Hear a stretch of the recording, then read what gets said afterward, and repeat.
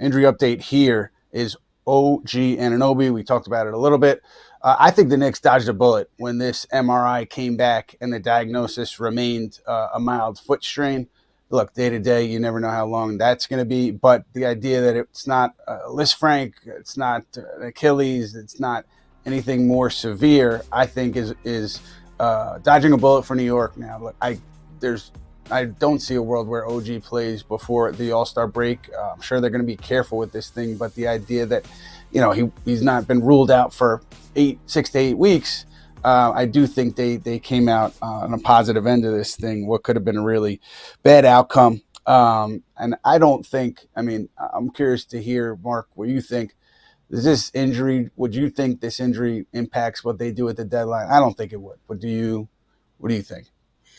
It is a reminder that OG is injury prone, and if there's an OG insurance policy out there, maybe it's something to think about.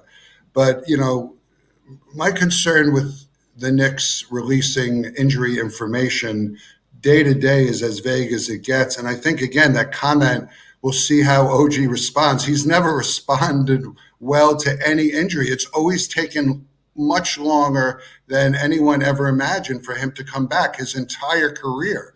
And it's like I laughed because Bridges was on the injury report and then he played and continued his incredible streak. When you think of that streak, he's never missed a game in the NBA. How could a player of both have making so much money, and Bridges has never missed a game in his career, and OG every single season gets hurt for a length of time?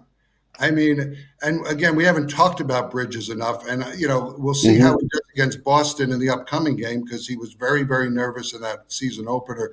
But Bridges is that X factor playoff guy who's he's going to be healthy, and he hasn't been a superstar in the playoffs, but he was in the finals. So, that's a great, great sign. But the bad sign is OG, because when he gets hurt, when Jalen gets hurt, you always think he's going to be out for a while, and then he's back like 2 days later. With OG, it's the exact opposite. The one thing that I'll point out is he did come back for that Game 7. Obviously, couldn't really play. But he did. He came back and he was on one leg, and Thibodeau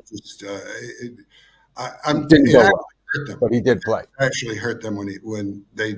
I don't know what the decision making was. I guess OG said he'd try it, but it actually hurt their momentum because he couldn't even move.